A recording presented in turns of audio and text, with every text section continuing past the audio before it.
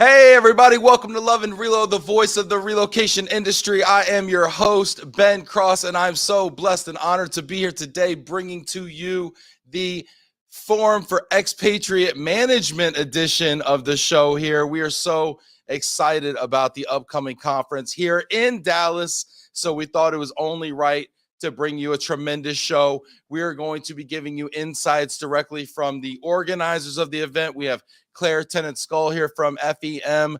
We also are going to be talking to the speakers and supporters of the event, Krista Caldwell from PagerDuty and Elizabeth Mentor from Connexus Med Staff and Kathy Hine, who's the FEM New York City chapter lead and president of Living Abroad.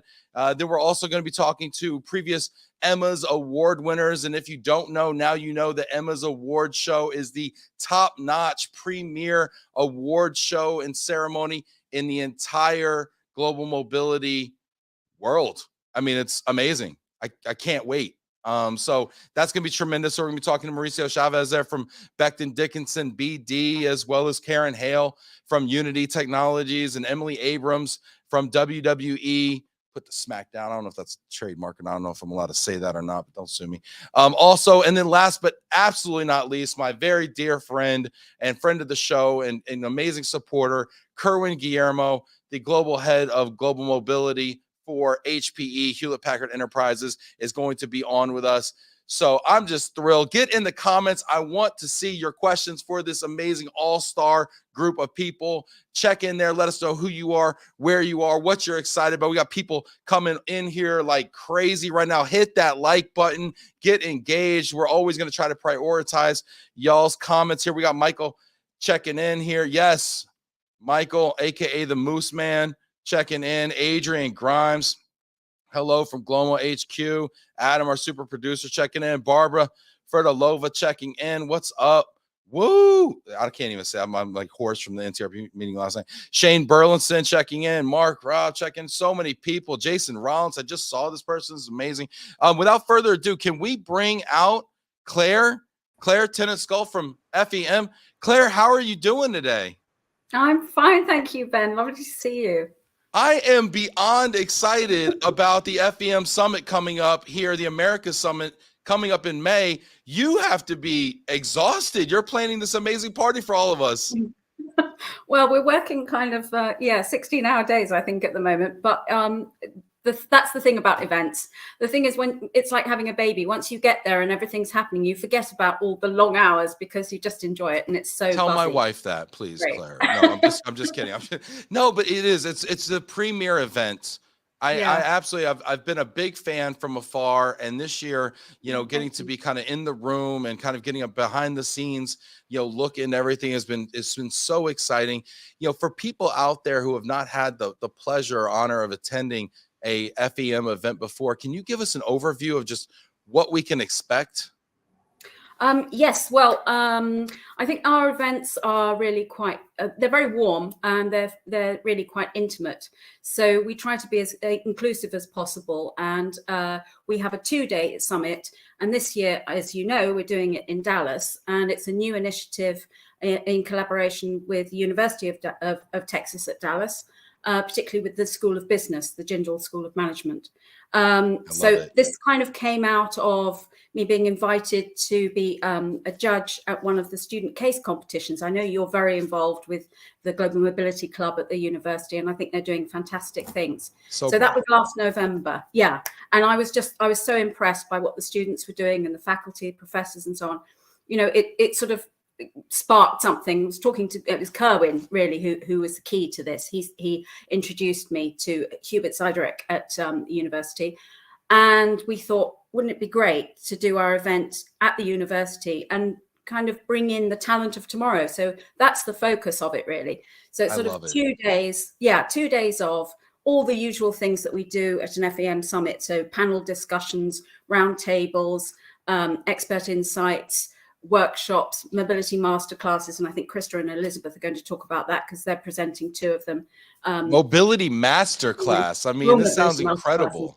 Yes, they're an FEM sort of invention, and they're kind of it's usually award winners or people who are at the top of their game, like these 2, who are going to share new initiatives or projects they're working on with their peers. And it can be something that's ongoing, they've just started, or it's ongoing, and then we ask them to come back at another time and give us an update. It's really nice because you get that continuity from event to event as well. You've kind of, people get to see the progress and find out what the pitfalls are and what they've learned and so on and so on.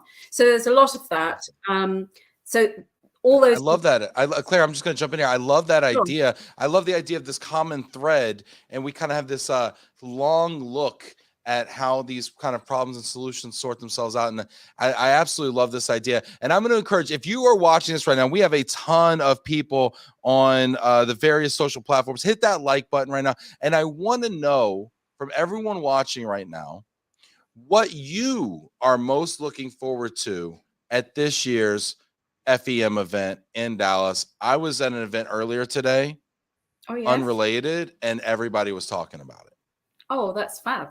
Good. People in Dallas, and people, and this was in this event had people from all over the country, and everybody was talking about it and marking their calendars. So if you haven't registered yet, also, super producer Adam, can you put a link in the comments? Claire, we can still let people register for this event. Is that correct? Yes, you can. Yes, you can. We can increase the catering supplies. We can order more food, y'all. Okay, we can do it. Yes. Okay. So Adam's going to put the link in there as well in the chat. Also, we're probably going to run a little kind of a call to action along the bottom there here in a second. So this is great. We have people checking in. There's a lot of opportunity to learn at FEM summits. Oh, that's nice. Yeah. Awesome. Well, that's the idea. Yeah, that's Michelle Velasquez. Michelle, I believe Michelle may be shortlisted for an award there at PCH. I don't know. I think so. Well, she's speaking, I believe, as well. So wow. Yeah. Look at that. I love hearing Michelle. I've had the honor of serving on a panel with Michelle. No, that's absolutely right. Amazing. Right. So, looking forward to the closing panel. That may be a shameless plug. It sounds like somebody's speaking at the closing panel. We've got Barbara Ferdilova checking in here and leaving a link in there. See if you can click that link. Also, Adam left it in there. Awesome, y'all. Appreciate you. Richard Majewski, hi from London, checking in. Yes. Do you want to tell us about what I want to know? What are you looking forward to most, Claire, besides the whole planning being over? I know. Well, it's hard to, it's always really hard to choose because 2-day summit, so it's absolutely packed with things. But I think one of the big topics is AI, obviously, and I had a demonstration of that recently, and it was really incredible. So we've got Juan Carlos Gonzalez speaking on the opening panel. He's going to talk about AI as part of that discussion about talent and the skills that we need to train people for the future. And then we also have Nikunj Nirmal, who is at Amazon, but he's not speaking from their point of view, but more from his point of view as he's on the advisory board of a sort of AI body. And so he's also going to be talking about AI and technology in one of the mobility masterclasses on day 2. So I think that's going to be really good. But from a sort of a very personal point of view, I love coming to the events and seeing people that, that I regard as friends because they've been coming for years, but also to meet new people and to find out, what they've been doing and hear about all this kind of new innovations and projects and so on. It's just, it's so buzzy. We always find actually it's very difficult to sleep while we're there because you get so kind of hyped up with everything and the sort of excitement of seeing everyone. Well, speaking of excitement and speaking of speakers, I think we should bring out some of the speakers and some of the folks who support the FEM summit here. So Claire, I'm going to bid you adieu for now, and I will bring you back here in a moment. And so I will see you soon. And let's bring out Krista Caldwell, Elizabeth Mentor, and Kathy Hine. Can we do that here? The magic of television. There we go. Krista, hey, Krista from PagerDuty, and Elizabeth from Connexus Med Staff, and Kathy from Living Abroad. How are y'all doing today? How's everyone? Great, thank you. Yes. Very well. This is so exciting to have you there, have you here and talking to us about the FEM conference. What kinds of thought leadership and speaking am I going to have the pleasure of seeing at the FEM conference? Krista, would you kind of like tell us a little bit about what we have to look forward to? Yeah, absolutely. So thanks for having us on the show. I'm really excited to be part of the show and, of course, the conference. I've spoken on panels in the past, so this will be my first masterclass. And what I'm looking to speak about at the conference is the customer experience. So I know we're doing a lot in AI and technology and so much happening in the mobility space. But I do think it's so important to bring that focus back to the customer, and not necessarily just the customer who's paying us and paying our bills, but looking at some of the other customer relationships that we deal with in the mobility life cycle. So some of those are internal relationships. And so I'm examining kind of how we can up-level our customer support, how we can make a difference to those customers, the relationships, and the whole process. That's not necessarily going to cost more money. I think with that relationship building and how we treat people, and always remembering the person's at the center of everything that we do and looking at that. Well, and I want to ask you about that, Krista, because, Mhm. you know, Claire mentioned earlier, you mentioned it just now. We're talking about AI, we're talking about ML, machine learning, we're talking about automation, all these things, right? How do we balance the need for efficiency and using machines in the process with the, let's be honest, it's a high touch process, it's a high touch business. How do we strike that balance? Yeah, it's a great question. And I think that's something that we'll continue to learn as we go through the implementation of all these new technologies. But what I think is always most important as we build these different, opportunities and tools is always keeping in mind the person that we're relocating and that we're moving. And if we don't keep that person and their family in mind, we can get lost in all of the advancements and all the technology and take that as our focus. But I think if we keep the focus on the in-person who's receiving the services, then I think we can tailor our processes and what we do to make sure that we're not forgetting that. And I'm really interested in this idea of a master class. So I've been to a lot of panels, I've been to a lot of sessions, and I've seen a lot of master classes advertised on my Instagram feed. But what is this mobility masterclass idea? Tell us a little bit more about it. Yeah, I think it's a great opportunity. We see all of these different experts that come in and out of the mobility world, and everyone has so many unique experiences to share, and things that they've learned. We all have very different experiences in a very similar topic. And so having someone who can come and pull out some of those experiences helps all of us as mobility practitioners to up-level what we do, by taking those experiences and seeing how we can adapt them to our own jobs and work. Yeah, I love the idea, and I can't wait to see it executed. Elizabeth, I want to ask you, what are you most excited about hearing and talking about? Just continuously following up on the latest trends and the networking opportunities that the FEM organization provides.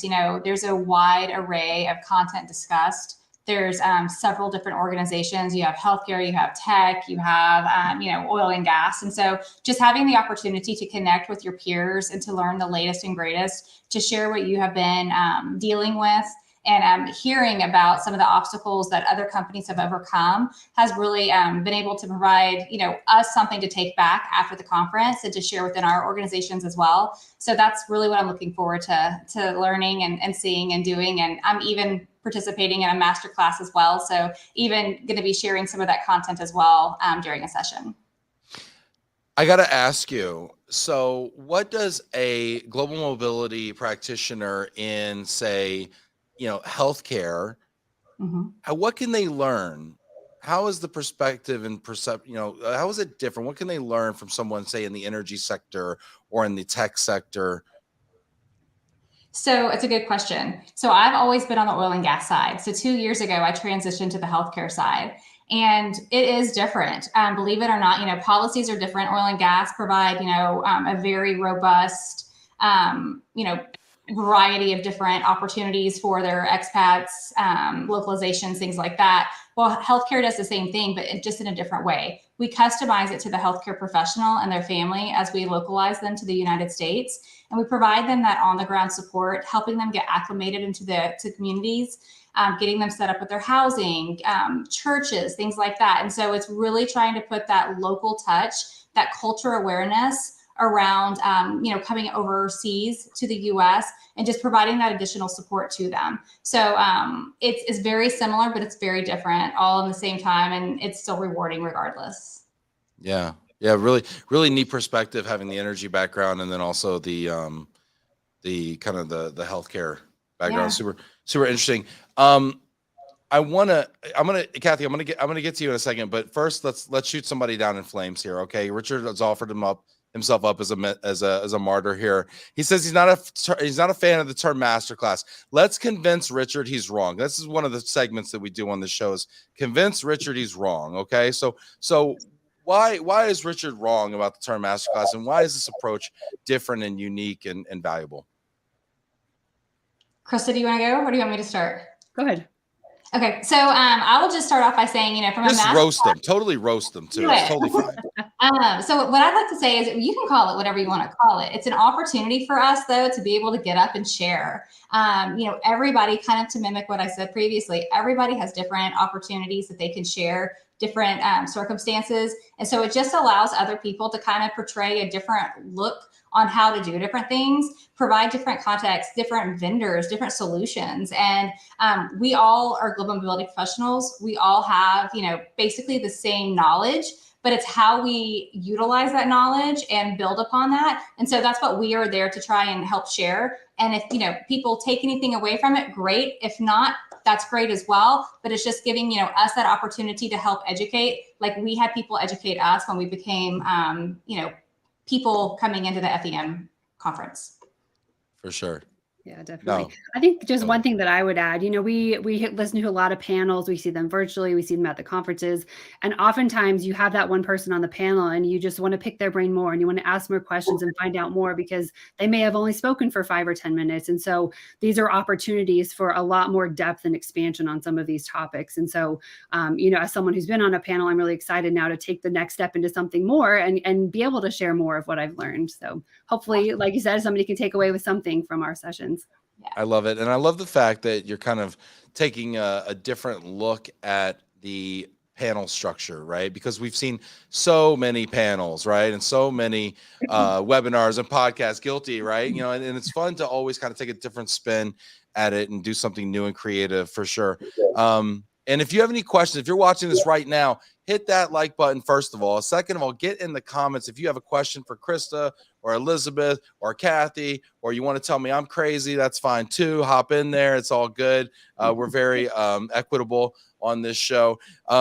Kathy, let me ask you, as the FEM New York chapter, I guess, is it president? I mean, lead and president? Lead. New York Is City Madam President appropriate? I mean, is that what I should address you? You know what? That's a good idea. I will. Yeah. Yes, Madam President. How? Give us some insight. How is FEM different and a different approach? What do we have to look forward to from your perspective? Yeah, I think that's a great question. I became a chapter lead in 2011. We were the second chapter that FEM, that Brian Friedman started. The first one was in Dallas, and I don't think it's still in existence, but that was the first, and then we were the second. And at the time, we had we still do, a wonderful partnership with KPMG, who, hosts the event at their place, provides all the food, beverages, and all that. They do a great job.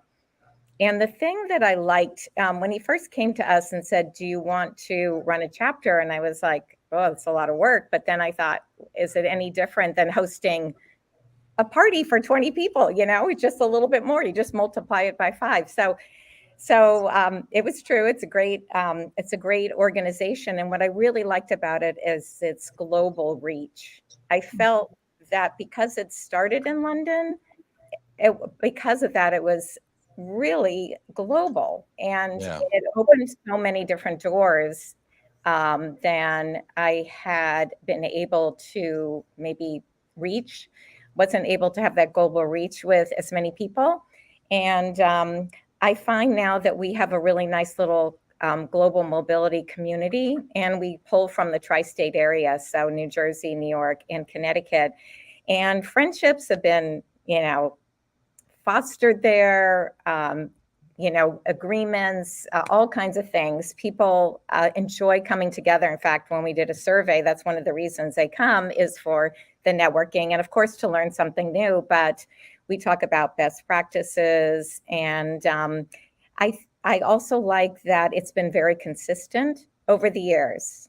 There's never been a time when there has been a change in, let's say, the mission or anything like that. And I feel like I am representing FEM in London. So we're kind of the face of that organization, and promoting networking, best practices sharing.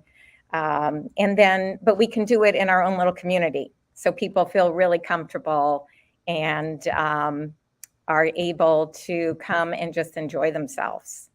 And that's one of the things I like about the events as well, the big summits. Kathy, we've known each other for a while now, and this is my first FEM event. I am beyond excited, as I said, kind of when I opened the show. Thrilled that it's a home game here in Dallas. Also, can't wait to bust out my tuxedo as well and look snazzy and sharp, right? I mean, the best looking people, in global mobility are at the FEM event. I think we all know that. But what do I have to look forward to most, Kathy? What advice would you give to me as a first time attendee? Well, first of all, I would, pick your sessions that you want to attend. I would love to hear more about AI, because we're looking into how we can incorporate that into what we do at Living Abroad. So I'm really excited about that. But I have to say the highlight is the Emmas. And I do enjoy that because as we know, people work so hard in the industry, and then to be recognized for that hard work. And, the judging process that you go through, and just knowing how much, we have applied for Emmas in the past, and how much work that goes into it. It's just a really nice way to celebrate. It's a lot of fun. They afterwards, they usually have dancing, so everybody can network, hang out, congratulate everybody. I don't know if they're going to do it this time. Practice the move. Absolutely. I'm going to practice here. I'm going to have to get my dancing shoes on here. That's right. I don't want to pull anything. I'm going to have to stretch a little bit. Barbara's coming in here and says Kathy is the star of the Emma's dance floor every time. Every time I hear music, I just get sucked into the. Oh my gosh, this sounds like a blast. I'm getting excited. I'm getting my tux pressed, get my dancing shoes polished. Gonna get out there a little bit. I can't wait. Speaking of awards, though, I could talk to y'all about content, masterclasses, information, networking. But I want to talk about awards here. We've got people coming in here. Michelle saying advice for first time attendees: go to the sessions. FEM does such a great job of engaging the audience throughout each session, and there's so much opportunity to connect, ask questions, learn. You know what? You make a great point, Michelle, and Michael's saying the same thing, and it's probably the case here on Love and Reload too. The knowledge is not on the panel, but in the audience, he's saying, ask us the questions. We got knowledge out here. So that's a really cool take on it too. I do love the wisdom of the crowd. Krista, Elizabeth, Kathy, I could talk to y'all for a whole hour about this, but we got a lot of people waiting backstage. We got Mauricio Chavez and Karen Hale and Emily Abrams back there as well. So I'm gonna bid you adieu until Dallas. Okay. Thank you. See you on the dance floor. You there? See you on the dance floor. Take care. And let's bring Claire out here. Claire Tennant-Scull. There we go. The magic of television. Super producer Adam. Shout out. Hey, Claire. Hello. I was just thinking, I think we definitely need to promote Kathy. I think she should be Madam President. That's a really good title for her, because she's so fantastic. Yeah, she's a great chapter lead and a fantastic ambassador for us. And yeah, we love working with her. It's always a delight. So yeah, it was lovely to hear some of that. So I mean, what did they get it right, Claire? Anything we missed talking about the speaker I'm almost session? Embarrassed, at the praise that I think I liked the defense of mobility masterclasses as well. I think I'm sorry that the chap who Richard just like stirring the pot. He just it's a bit of alliteration. I think both Krista and Elizabeth explained it very well, but I think as I said, one of the key things about it is that it's a safe space to talk about things that actually might not have gone perfectly well. You know, Right. you can talk about your successes, but also the things that you found that maybe didn't work out or you're struggling with.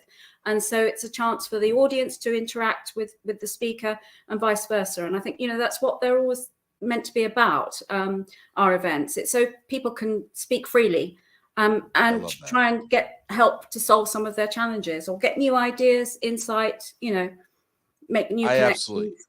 Yes, I absolutely love that. And that's what we do here on the show too, right? Because it's not just about just dispensing information and lecturing people, but it's about problem solving and workshopping these issues. Yeah, no, exactly. Also, we want to kind of challenge our audience because, you know, everybody knows if you go to a conference and you're sitting there passively, within about a couple of hours, you're just nodding off. You just want to go to sleep, don't you? So, yes. You know, you want to make the audience use their brains a little bit, stretch them, challenge them, get them involved, because they'll get so much more out of it. They'll go away, hopefully, with things that they can take back to their own programs and policies and companies, you know, and try new things out. And hopefully they also make great new connections with, you know, suppliers and service providers too.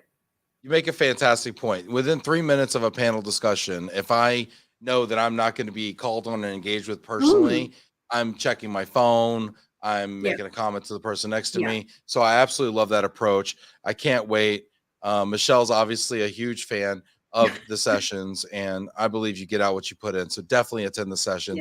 Dale Klein is saying Kathy's spectacular. FEM's New York chapter are always superb, fantastic. I love this. Everybody see you in Dallas. I can't wait. Claire, we've got some other people waiting backstage as well. We've got Mauricio Chavez, the Global Mobility Manager at Becton Dickinson, aka BD. We've got Karen Hale, Senior Program Manager, Global Mobility at Unity Technologies. And we've got Emily Abrams, Senior Manager, Immigration and Global Mobility at WWE. I think we should get to them. What do you think, Claire? Definitely. They're all former winners and they're all judges too.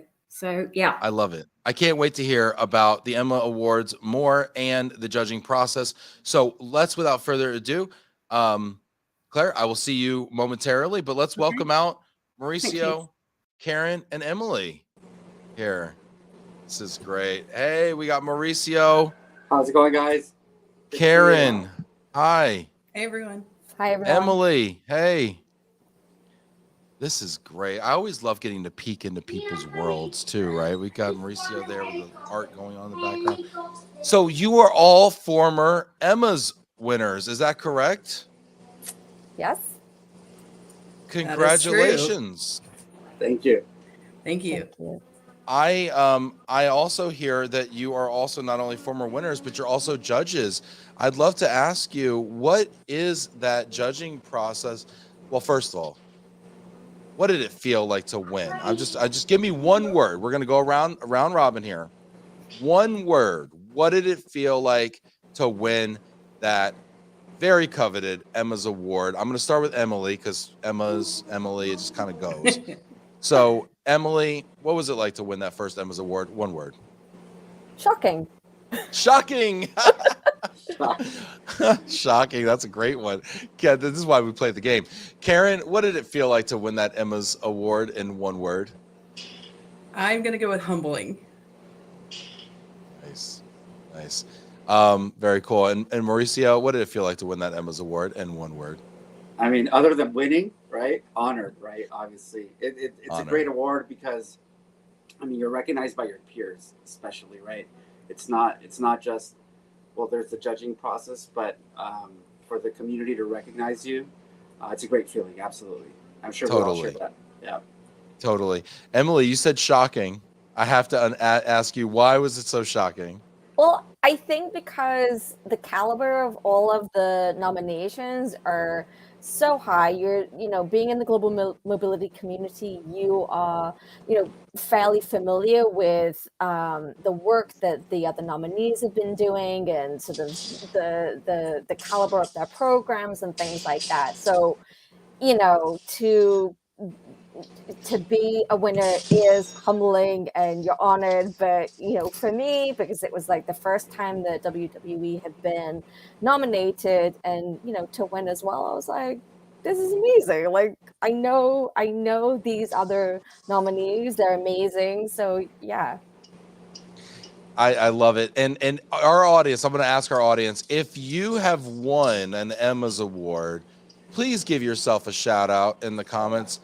If you know someone who's won an award, or if your company is nominated or shortlisted, please tag yourself or your friend in the comments. I want to know all the folks out there who have had some experience like this right now. We've got people here putting in the comments, book your Emma's award seats or table here, so you can get a whole table for all your friends to come watch you win these things. That's really super cool. So I want to ask you, Karen, what is it like now being a judge of the Emmas? It's tough, to be honest. There's some great, we all know there's great work happening every day across this business. But to look at it all written out on, in an evaluation, and then to try to compare and decide what matters most when really it all matters, and try to weight things is challenging. It's fun to be a part of that process. It's amazing to recognize others in our field. I'm a little biased, but I wish everybody could get an award. But then I know that takes away from the special quality of the winning of the award. So, I just want to appreciate or say thanks to everybody for their nominations. Amazing work. You're all superstars. But unfortunately, a few people are going to go home with trophies for doing something that maybe is just a little bit of a level up this year that we can all learn and take advantage of in our own programs. Yeah, that's really great. Emily, I'm going to ask you, have you learned anything through this process, like that maybe you didn't know going in? Like, it's one thing to win an award, but now to be the judge. I mean, what have you learned? Right. Well, the intensity of the judging process was something that was new to me, right? I got to peek behind the curtain a little bit and see, what that process is like. And, the level of work that goes into those applications is phenomenal. And, just learning about the challenges that different organizations have overcome and how they did it, and their perception for the value that it's brought to the company and the industry. It's all very enlightening. Do you have a favorite category? Are you allowed to have a favorite category? Do you have one that's near and dear to your heart? I mean, so there are many categories, and my understanding based on sort of my own experiences as a judge, you're not allocated to judge all of the awards and all of the categories. And so they're kind of parceled off to different judges. So I have a passion for immigration. I was lucky to review immigration awards. And so that was exciting for me. So are you going to tell us who won? No, I don't know who won. I don't know who won. Not yet. Claire keeps that secret from us. There's so much excitement around it. That's why you have to come to the Emma Awards. You don't find out until you're there. Surprised us too. I feel like everybody is on pins and needles about this. I mean, people, Michael's saying we've been shortlisted too in Dallas. They've actually won once before. Living abroad. So shout out to y'all. If you've been shortlisted or you've won, or somebody who has won, throw it in the comments here. Want to know, what that feeling was like. People are saying they're so excited to find out who this year's Emma's winners will be. Michael says the one word is exciting for him. Yeah, totally. Mauricio, take us through the process from your perspective. Well, there's two groups, right? First it's the judging perspective. And that's pretty difficult. I judged a few this year and a couple of the previous years.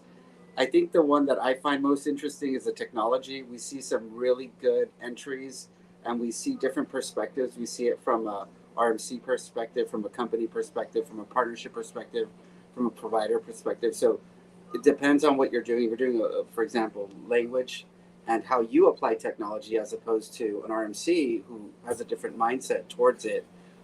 We see a lot of good stuff there, right? And so there's different ones. I also like the partnership category as well, because the partnership really speaks to combining basically two external forces into one and creating that synergy. So I think that that's a great category. They're all good, right?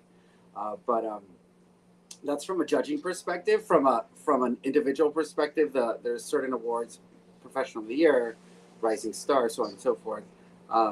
Those have a different characteristic, and those are a different nature as well. So I mean, it's really good. And just to recap, I mean, the Emmas are so great because so many things happen, and it's being at the table, it's conversing with the other people around you, the people in the industry, and then it's not only seeing the winners, but I mean, everyone's a winner at the Emmas. We all have a great time, and we obviously invite everyone to go.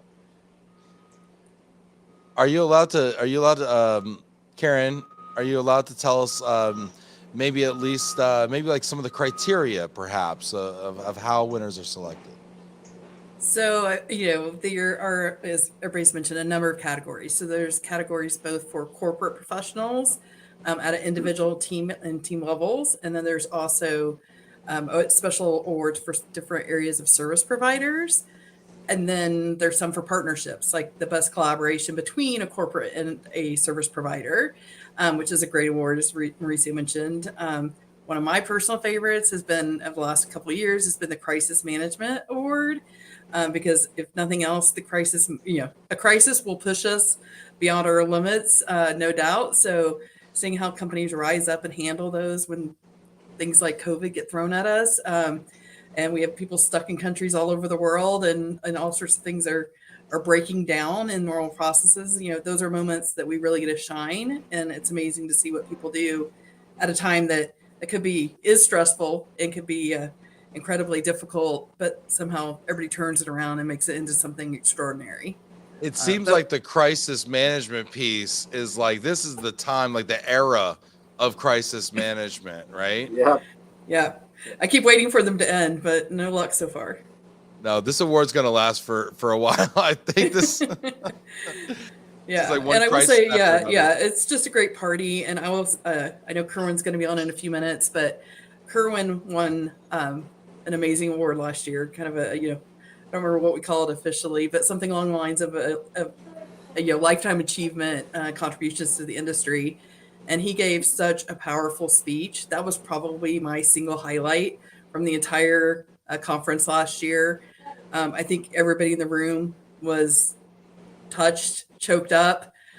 He really brought home very succinctly the why we're here, why we do it. And remind us all of the importance and the value of what we do. So Kerwin was my highlight last year, and it was at the Emmas. So you don't want to miss it this year because you don't know what's going to happen. I saw clips from that speech, and I'm going to ask him about that speech here shortly. But I was so moved, and you're so right. He totally distilled the global mobility experience, and really beautiful. You're right. I so appreciate you bringing that back up. We're getting chimed in here. People are saying the ticket includes sparkling drinks reception. Oh, I'm there for that. 3-course gala dinner, including glass of wine per person, after party, dancing, bring your team, invite your clients. That sounds fun.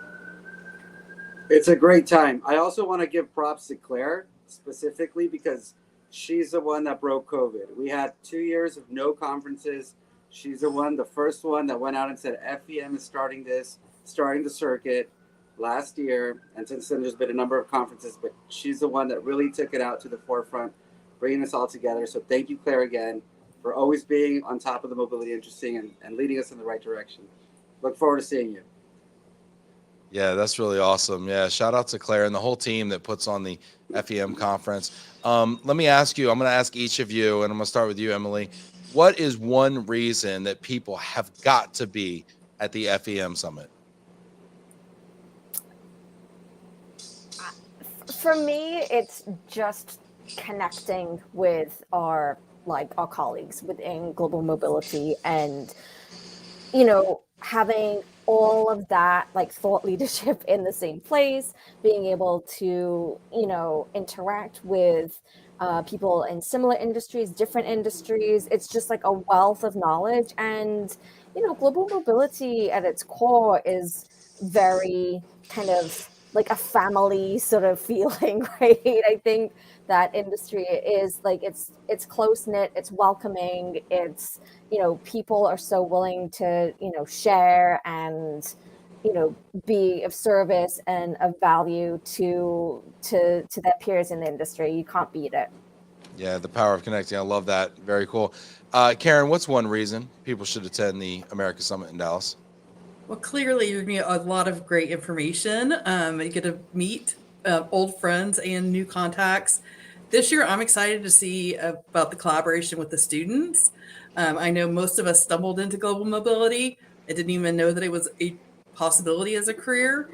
So I'm really interested to see who's coming up behind us and how we can help support them so that when we're ready to retire, that they'll be ready to step in and keep this going.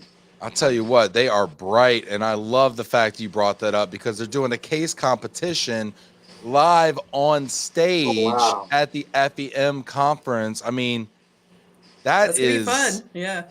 Can't wait.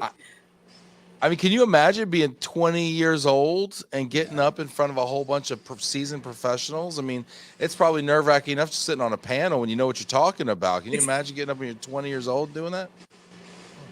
Well, the good thing, like Emily said, this is a great supportive community. They've got us all behind them, and we're rooting them on, but excited to see what they're going to show us.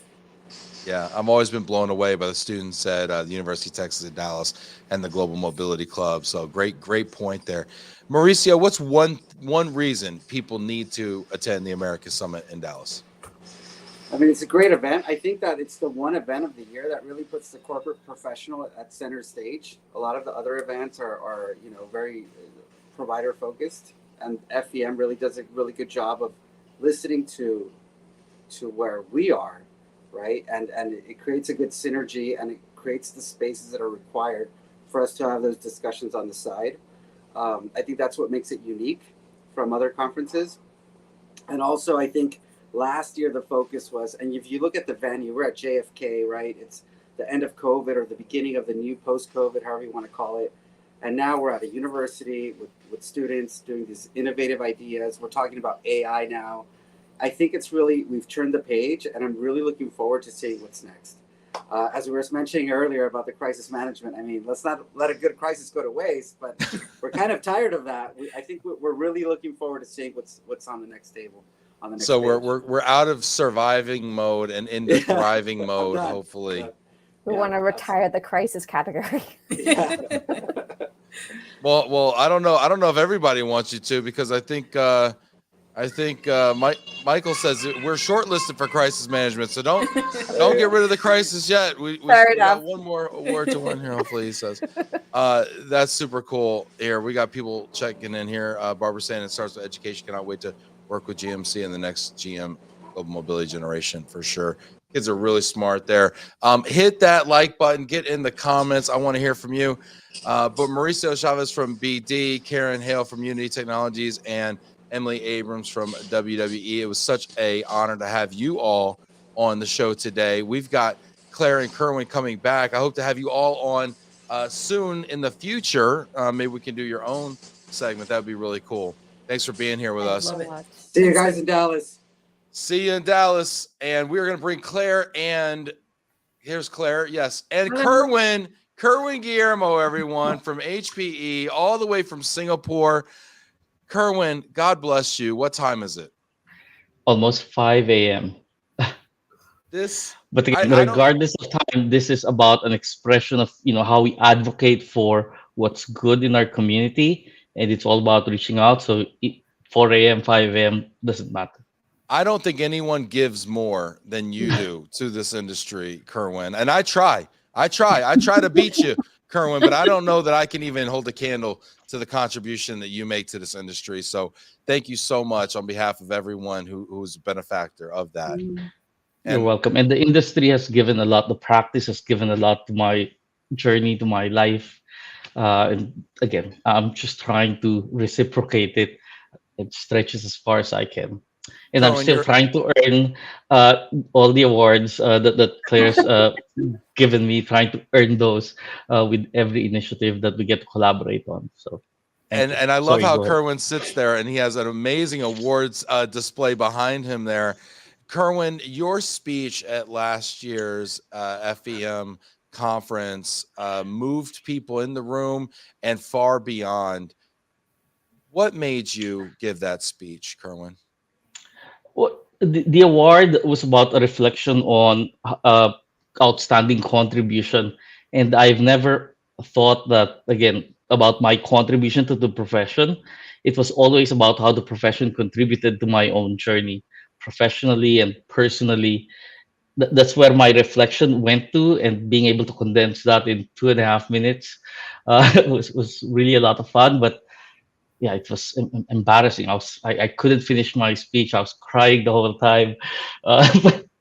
But again, very fulfilling. And Claire, thank you. And I'll continue to earn again the privilege to be on that stage. Oh my goodness. It wasn't embarrassing at all, Cohen. It was, Ben's right. It was really touching. It was very hard for me though to go back on stage because I was trying not to cry as well. And then had to sort of finish off the awards. But it was, I think one of the things about this is the award for the outstanding contribution is the only one that FEM decides. All the others are decided by the judges, apart from Professional of the Year, which is done by a public vote. But this one is in the gift of FEM. And one of the reasons that we wanted to give it to Kerwin was not just about what he's achieved in his career for himself, but actually because through the years that I've been working in this industry, I've seen so many people whom he has mentored whose careers have also soared. And I felt that that was one of the key things. That's what I always feel about people who get this award. It's about them being an ambassador for the industry itself. And it's also about how they help to help others to thrive and shine. It's not just about, they're not just concerned with their own career ladder. It's about much more than that. And I just felt that Kerwin was an epitome of that, really, and still is. So, yeah. I would agree. That's what FEM is trying to do now, going into University of Texas in Dallas, working with the Global Mobility Club, is to be able to continue those contribution to the careers of so many others, to the practice and how we can advance the, how we apply mobility for generations to come. And that's again why this event's important and why I am really supporting FEM. Thank you, Claire. Thank you. Well, and you bring up a great point, Kerwin. You should host a podcast. Great segue into the question of the partnership with UTD, because one of the questions I get is, last year we were at the TWA hotel, and it makes sense because we're traveling all over the world, and it's really cool, glitzy and glamorous. And then the question became, well, UTD, why UTD? It seemed like a curious choice. Can you explain the partnership there and why UTD is so special and why it's such a unique opportunity? Kerwin, shall I start, or do you want to? Please go ahead, Claire. Okay, well, I think, as I said earlier, I was just so impressed by what the students were doing and the faculty professors. And I know that it's a really ambitious business school. I think they're one of the biggest ones in the US now. For me, it was about bridging the gap between sort of academia, new talent coming through, and our industry. And, we all know that there's a huge talent shortage in business. I think it's really important to look at the kind of talent that we're going to need as well, not just, what we've got now. It's about training people for the future. And I think as Kerwin or you said earlier, one of the things about this is that often people in global mobility have kind of fallen into it from another career. They've been in maybe diplomatic service or tax consultants or whatever. We're looking at a generation who are going to come into it educated at university level from the start. Now, they're going to need to have broader experience too, but I just think it's so exciting about, to see the sort of professionalization of this discipline. And you mentioned the case competition. We're going to have the audience vote in real time for the winner. You said it's going to be live. How many students do you know would stand up on a stage like that? But Karen's right. Everyone's going to be rooting for them. You know, it's a supportive atmosphere. That's what it's about. So I hope they're going to really enjoy it, have the chance to shine. And I think our audience will be pleasantly surprised too at the caliber of the work that's going to be put in front of them.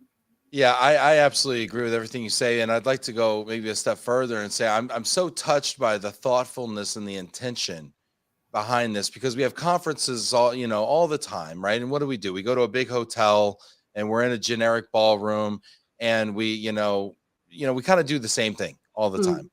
And this shows tremendous intention, and we're leveraging, and this is something that Kerwin does fabulously well, but we're leveraging the power that we have, the influence that we have to put the spotlight on the next generation, and to use our financial might, right, and our influence and our connections to open the door into this industry for a generation of young people who are globally curious, who are extremely bright, and they're just looking for a place to put their passion.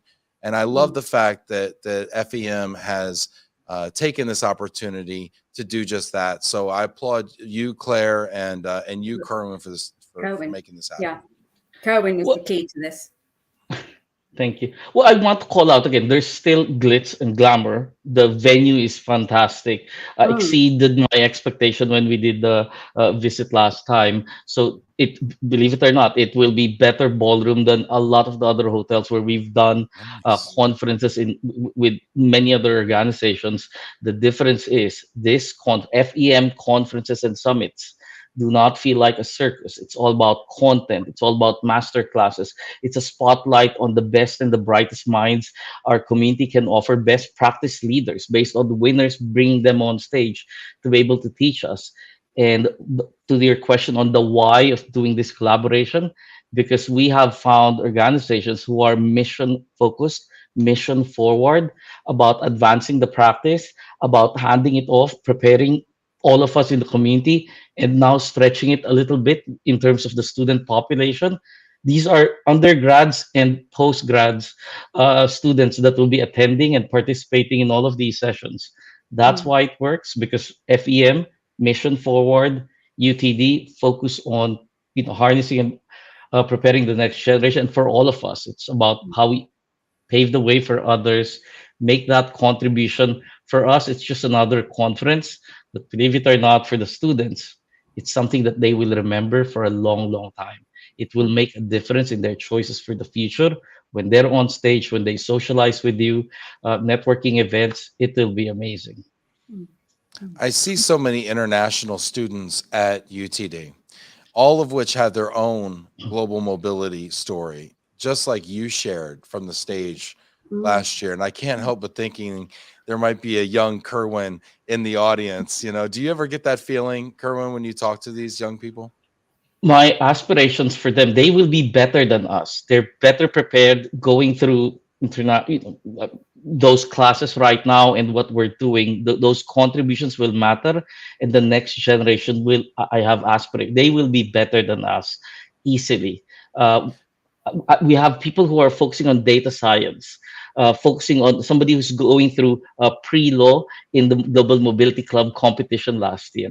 They will be a lot better, a lot more prepared, and hopefully more inspiration at a younger age when they enter the industry. Well, and they're already entering the industry too. In the last few years of working with the Global Mobility Club, I've personally seen numerous students come out directly out of their bachelor's study, some master's level, but a lot of out of UTD and the Global Mobility Club, and get jobs at I can think of at least 2 RMCs off the top of my head. I know, Kerwin, that some work with HPE as well, right? And it's such a strategic advantage if you're a company out there to get to interface with these young people, to Kerwin's point, who are exceedingly bright and have all this data science, and they're using AI, and they're talking. I was on campus last week, and they're talking about Chat GPT. They're talking. They're thinking so much further beyond, frankly, what we're thinking about in our boardrooms now. And I think they're just tremendous assets. The contribution we ask of our audience right now, please register, show up in the event, learn, benefit from what the other speakers earlier, went through. We're going through the classes, being nominated, reaching out to the people who on stage, learning from them, being inspired by them, and then offer a little bit of contribution, encouragement for so many others in the summit next month. Yes. Are there, Claire, let me ask you, that's a great point. Let's talk about kind of how people can get involved, right? So if you're watching right now, you're probably as excited as we are at this point. How can people get involved, Claire? Registration, sponsorships, I mean, what should people do? Well, yes, they can still register. We've got the registration link going across the screen, I think. You can contact any of the LinkedIn team. I think all our email addresses are going out on our emails and so on, but you can contact us through LinkedIn. I think almost all the kind of content sponsorship slots are taken, but I think we have 1 or 2 exhibition stands still available. I'm not on the sales side, so forgive me if I'm not much of a salesperson, but it sounds like they're going fast. It sounds like there's very few spots left. Yeah. So people really should be quick here to register. And then Emma's tables, we still have a bit of capacity for those, I think, because we've asked the venue to fit in some more. So yeah, they could buy Emma's tables, bring their clients, their guests, entertain them, show off a little bit what they're doing. I mean, that's one of the great things also about the Emmas. I think people get to showcase what they've been doing to their peers and see get the recognition for it. And I always think it's one of the best parts of my job too, actually, to see how much it means to people, not just Cohen, but because we do the Emmas all over the world in EMEA and also in APAC, and the level of excitement and the joy when people win. And it really does make a difference to careers, I think, too, to be able to say that they've won an Emma. I think, sorry, go on. I was just saying hugely. I think it's hugely impactful. And I mean, Kerwin can attest, when you get on a Zoom call and you've got some hardware in the background, people take you a little bit more seriously, I'm sure. And to Mauricio's point earlier, going to FEM summits a little bit different than traditional conferences that we've probably attended, because there's discipline in terms of distribution between corporates versus providers. So you don't feel so much overwhelmed, and you get to focus on really being able to immerse yourself in content, networking, purposeful, meaningful, relevant conversations. Very different. I love it. Well, I'm going to be taking, there's going to be 4 of my team that are going to be there. So we are going to be there.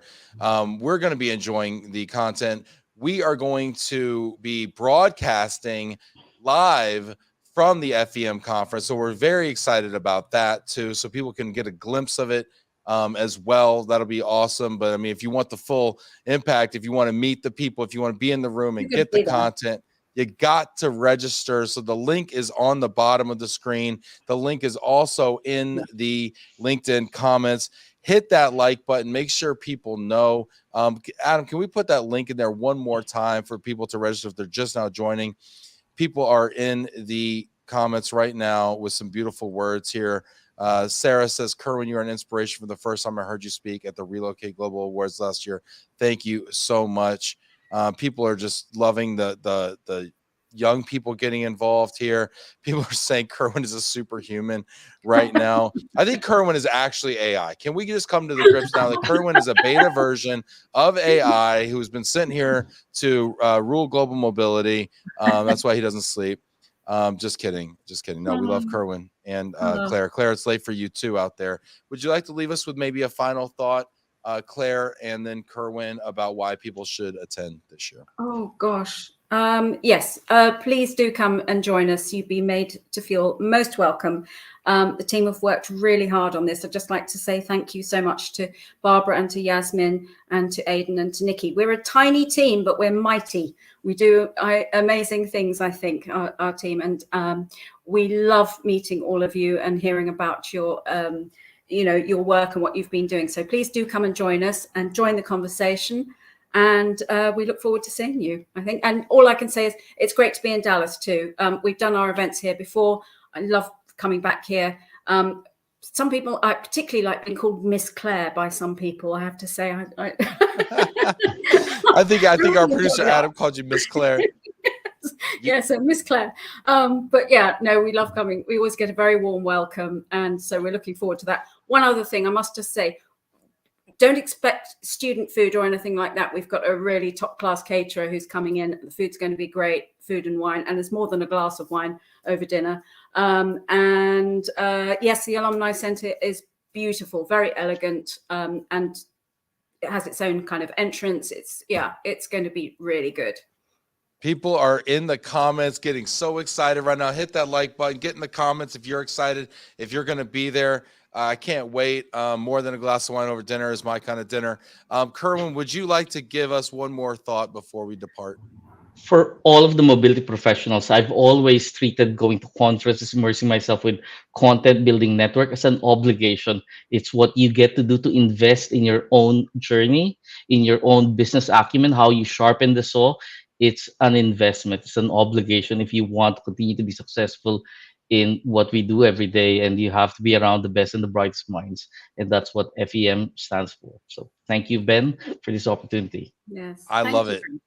Well, thank you, Claire, and thank you, Kerwin, for allowing me to be a part of this in a very small way. I cannot wait for the FEM Americas Summit here May 3rd and 4th here at UTD. It's going to be spectacular, splendid, social, all the S's. Please join me there. Can't wait to see you here in Dallas and host a big howdy, ma'am, to Claire.